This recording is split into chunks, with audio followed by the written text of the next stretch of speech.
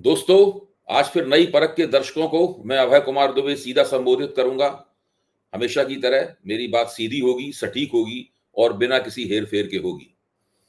दोस्तों, जैसा कि हम जानते हैं कि पिछले 7 दिन से बिहार की सड़कें वोट अधिकार यात्रा के नारों से गूंज रही हैं। लेकिन आज अररिया में इस यात्रा का एक नया पहलू सामने आया। एक ऐसा पहलू जो लोकतंत्र से मोहब्बत करने वालों के दिलों को जज्बात से भर देता है और लोकतंत्र को नष्ट कर देने वालों के भविष्य पर जिससे सवालिया निशान लग जाता है। और यह प और वह पहलू यह है कि इस यात्रा के दौरान छोटे-छोटे बच्चे राहुल गांधी के पास आते हैं। उनकी गोद में चढ़कर उनके कानों में एक बात फुसफुसाते हैं। क्या बात? बच्चे राहुल गांधी के कानों में फुसफुसाते हैं, वोट चोर गद्दी छोड़, वोट चोर गद्दी छोड़। जरा सोचिए कि बच्चों की ये लोकतांत्रिक फुसफुसाहट हमें कैसे पता चली? हमें इसकी जानकारी कैसे मिली? अररिया में अचानक महागठबंधन के नेताओं ने आज एक प्रेस कॉन्फ्रेंस बुला ली। मंच लगा, पवन खेड़ा उसका संचालन कर रहे थे। देश भर के पत्रकार वहां सवाल पूछने के लिए मौजूद थे। ये सारे पत्रकार वोट अधिकार यात्रा के साथ ही चल रहे हैं। सारे नेता एक-एक करके बोले। सबसे पहले मदन सहनी बोले, फिर दीपंकर भट्टाचार्य बोले, फिर तेजस्वी ने अपनी बात कही, आखिर में राहुल भी बोले। वक्तव्यों के पूरा होने के बाद पत्रकारों से सवालों का दौर शुरू हुआ। शायद यह दैनिक जागरण का ही संवाददाता था जिसने राहुल से पूछा कि चुनाव आयोग तो आपके ऊपर आरोप लगा रहा है कि आप लोगों को वोट चोरी के नारे से गुमराह कर रहे हैं। इस बारे में आपका कहना क्या है? दोस्तों, इस सवाल का जवाब देते हुए राहुल गांधी थोड़ा विस्तार में गए और एक तरह से अपनी की गई यात्राओं के इतिहास से अपनी बात शुरू की। राहुल जी ने जो कहा हुआ है मैं उन्हीं के शब्दों में पेश कर रहा हूं। उसमें अंग्रेजी के कुछ लफ्ज हैं। राहुल गांधी एक मिली-जुली भाषा का इस्तेमाल करते हैं, लेकिन वो जनता के पास तक वो उनकी बात पहुंचती है। राहुल गांधी कहते हैं, देखिए बड़ी इंटरेस्टिंग बात मैं आपको बताता हूं। अब तक मैंने एक भारत जोड़ो यात्रा की, उसके बाद मणिपुर से महाराष्ट्र मुंबई तक की यात्रा की और अब यह तीसरी यात्रा है वोटर अधिकार यात्रा। इसमें बड़ी इंटरेस्टिंग बात निकल रही है जो पिछली 2 यात्राओं में नहीं थी। इसमें क्या हो रहा है कि छोटे-छोटे बच्चे आ रहे हैं। बड़ा स्ट्रेंज फिनोमेना है। छोटे से बच्चे आ रहे हैं, मेरे पास आ रहे हैं और मेरे कान में कह रहे हैं, वोट चोर गद्दी छोड़, वोट चोर गद्दी छोड़। एक के बाद एक। मतलब ये एडल्ट्स नहीं हैं, छोटे से हैं। अब छोटे से 6 साल के बच्चे को पता लग गया है और एक नहीं मतलब अनेक बच्चे ऐसे आ रहे हैं। जहां भी जा रहा हूं, वोट चोर गद्दी छोड़, वोट चोर गद्दी छोड़, वोट चोर गद्दी छोड़। अब चुनाव आयोग जाके इन बच्चों से बात कर ले और पता लग जाएगा। लेकिन है बड़ा यूनिक फिनोमेना, क्योंकि इसका मतलब यह है कि अब यह बिल्कुल अंदर घुस गया है। क्योंकि आप सोचिए, बिहार के बच्चे पॉलिटिकली एक्टिवेट हो गए हैं। राहुल गांधी कह रहे हैं यह एक यूनिक फिनोमेना है जो बिल्कुल अंदर तक घुस गया है। आप सोचिए, बिहार के बच्चे पॉलिटिकली एक्टिवेट हो गए हैं। बच्चा बच्चा पॉलिटिकली एक्टिवेट हो गया है। तो यह बड़ा इंटरेस्टिंग फिनोमेना है और चुनाव आयोग को इसके बारे में सोचना चाहिए।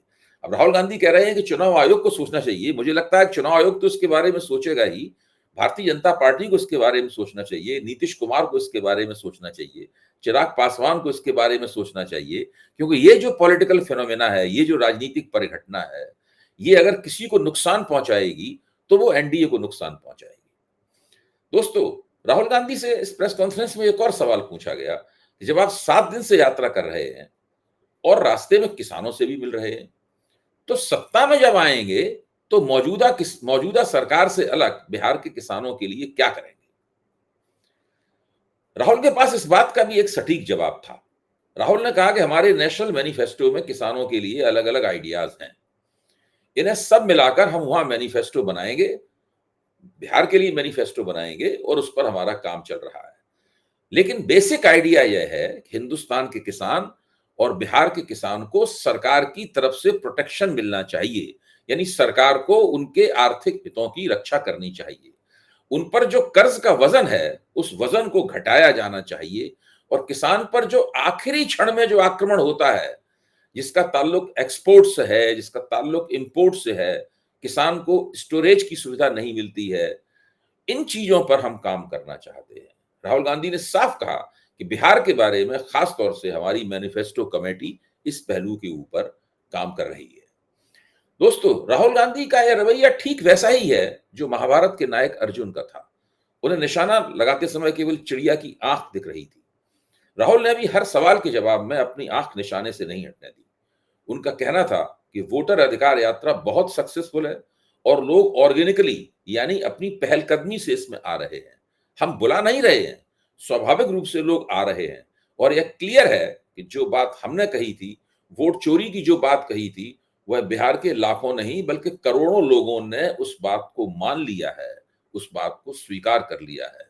इसलिए यह जो जबरदस्त रिस्पॉन्स है, जो भीड़ उमड़ रही है, जोशो खरोश वाली भीड़ उमड़ रही है, वो रिस्पॉन्स इसलिए दिख रहा है। इलेक्शन कमीशन का काम सही वोटर लिस्ट देने का होता है और वह काम इन्होंने महाराष्ट्र में, हरियाणा में और कर्नाटक में नहीं किया। राहुल गांधी कहते हैं कि हमारा पूरा का पूरा प्रेशर इलेक्शन कमीशन का जो बिहेवियर है उसको बदलने के लिए है और हम उसे छोड़ेंगे नहीं। जैसा मैंने कहा है, राहुल गांधी कहते हैं, जैसा मैंने कहा है कि बिहार में हम आयोग को इलेक्शन चोरी नहीं करने देंगे। वो कुछ भी कर लें, आपने महाराष्ट्र का चोरी किया, आपने हरियाणा का इलेक्शन चोरी किया, कर्नाटक में हमने साफ दिखाया कि वोट चोरी हुआ है, लेकिन यहां बिहार में हम वोट चोरी नहीं होने देंगे। दोस्तों, इस प्रेस कॉन्फ्रेंस का एक और पहलू बहुत अहम था जिसका जिक्र करना यहां जरूरी है। पहले भारत की कम्युनिस्ट पार्टी मार्क्सवादी लेनिनवादी के महासचिव दीपंकर भट्टाचार्य ने और फिर राष्ट्रीय जनता दल के नेता और बिहार विधानसभा में विपक्ष के नेता तेजस्वी यादव ने सुप्रीम कोर्ट में चुनाव आयोग द्वारा खाई जा रही कलाबाजियों की पोल पूरी तरीके से खोल दी। दीपंकर ने जो उसे कहा, उसे सुनकर लगता है कि कितनी गहरी साजिश हो रही है जिसमें चुनाव आयोग पूरी तरीके से शामिल है। दीपंकर ने कहा कि वोट अधिकार यात्रा अभी बीच में है, 1 तारीख तक चलेगी। इसे जनता का जबरदस्त समर्थन मिल रहा है। एसआईआर के खिलाफ तो गुस्सा है ही, और बिहार में 20 साल से जो सरकार चल रही है उसे बदलने के लिए भी जनता में एक जबरदस्त आकांक्षा दिखाई पड़ रही है। इसके बाद दीपंकर ने 22 तारीख को सुप्रीम कोर्ट में इस केस को लेकर जो सुनवाई हुई और उसमें जो चुनाव आयोग की तरफ से गलत तर्क दिया गया उसकी ओर ध्यान खींचा। दीपंकर ने बताया कि सुप्रीम कोर्ट में चुनाव आयोग ने अपनी जवाबदेही को राजनीतिक दलों पर छोड़ दिया और वहां कहा गया कि बिहार में ये 1.5 लाख बीएलए क्या कर रहे हैं। बीएलए माने बूथ लेवल एजेंट, जो कि राजनीतिक पार्टियां मुहैया कराती हैं। ये बूथ लेवल एजेंट क्या कर रहे हैं? तो सबसे पहली बात तो यह है, दीपंकर का कहना है, तो सबसे पहली बात तो यह है कि यह चुनाव आयोग की रिस्पॉन्सिबिलिटी है कि वह एक्यूरेट यानी एक सटीक एक्यूरेट इलेक्टरल रोल बनाए, यानी एक सटीक मतदाता सूची तैयार करे। यह काम चुनाव आयोग का है, बीएलए का काम यह नहीं है। राजनीतिक पार्टियां और बाकी तमाम सिविल सोसाइटी यानी नागरिक समाज के लोग इसमें मदद तो कर सकते हैं, लेकिन अंततः ये जिम्मेदारी चुनाव आयोग की है।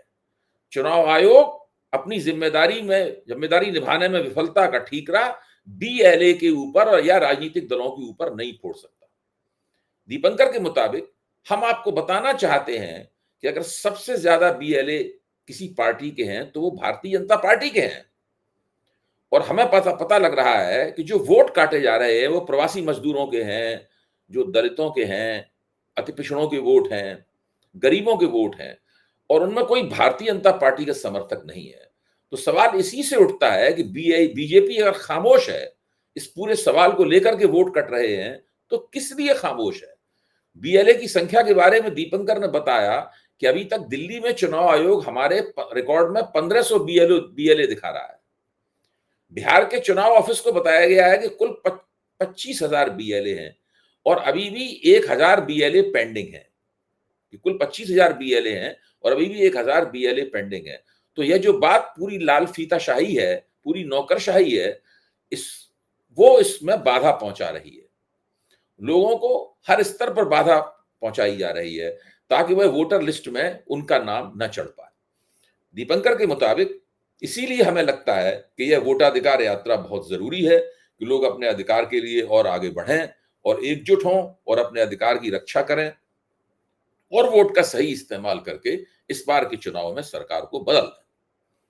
दोस्तों, तेजस्वी यादव ने भाजपा और चुनाव आयोग की साठगांठ के एक अलग पहलू की तरफ हमारा ध्यान खींचा। उनका कहना था कि जो देश के प्रधानमंत्री हैं उनसे झूठा प्रधानमंत्री आज तक हमने कभी नहीं देखा। अफवाह फैलाना और समाज में जहर बोने का काम इनसे बेहतर और कोई नहीं करता। आप देखिएगा, तेजस्वी कहते हैं प्रधानमंत्री जी गया आए और गया जी में उन्होंने कहा कि घुसपैठियों को भगाने के लिए इलेक्शन कमीशन ये काम कर रहा है।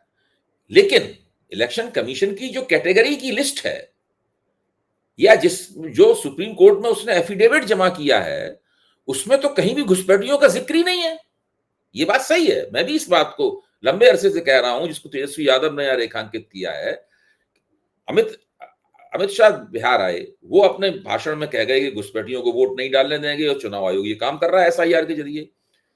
नरेंद्र मोदी बिहार आए, उन्होंने ही अपने भाषणों में कहा कि भाई घुसपैठियों को वोट नहीं डाल देंगे और एसआईआर के जरिए ये काम हो रहा है। लेकिन जो 65,64,000 वोटरों के जो नाम कटे हैं, उनमें से एक भी वोटर चुनाव आयोग के मुताबिक घुसपैठिया की कैटेगरी में नहीं है। उसमें कई कैटेगरीज हैं, जिनकी मृत्यु हो गई है वो कैटेगरी है, जिनके नाम कई बार आए हैं उनकी वो कैटेगरी है, जो पतों पे नहीं मिलते हैं वो कैटेगरी है, लेकिन घुसपैठियों की कोई कैटेगरी नहीं है। तेजस्वी कहते हैं कि यह बिहार की धरती है और यहां अगर आप चाहेंगे लोकतंत्र को खत्म करना, क्योंकि यह, लेकिन तो आपको निराशा होगी, ये लोकतंत्र की जननी है। बिहारी, एक एक बिहारी यहाँ के लोकतंत्र या देश में जो लोकतंत्र है और संविधान है उसको खत्म नहीं होने देगा। दोस्तों, सरकार और आयोग की साठगांठ की पोल राहुल गांधी ने भी खोली। उन्होंने पत्रकारों से कहा कि चुनाव आयोग की जो पोजीशन है वो आपको साफ साफ दिखनी चाहिए।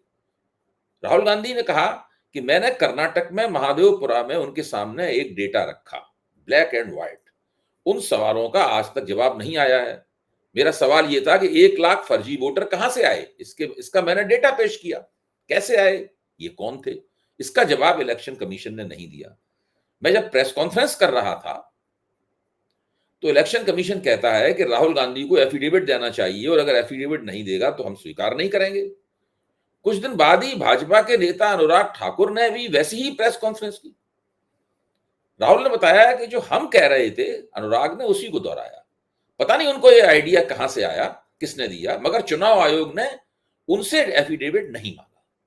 एक ही चीज मैंने की और एक ही उन्होंने की, दोनों में कोई फर्क नहीं है। मैंने कहा कि ये वोटर फर्जी है, अनुराग ने भी कहा कि ये वोटर फर्जी है, और 5 मिनट के अंदर मुझसे एफिडेविट मांग लिया गया। लेकिन आज तक अनुराग ठाकुर से कोई एफिडेविट नहीं मांगा गया। इससे स्पष्ट है और मीडिया को भी ये बात मालूम है कि ये इलेक्शन कमीशन किसके साथ खड़ा है। अगर इलेक्शन कमीशन न्यूट्रल होता तो एकदम अनुराग ठाकुर से भी एफिडेविट मांगा जाता। जाहिर है कि ये लोग न्यूट्रल नहीं है। राहुल ने जोर देकर कहा कि बिहार में एसआईआर वोट चोरी करने का इंस्टीट्यूशनलाइज तरीका है, यानी वोट चोरी करने का संस्थागत हथकंडा है।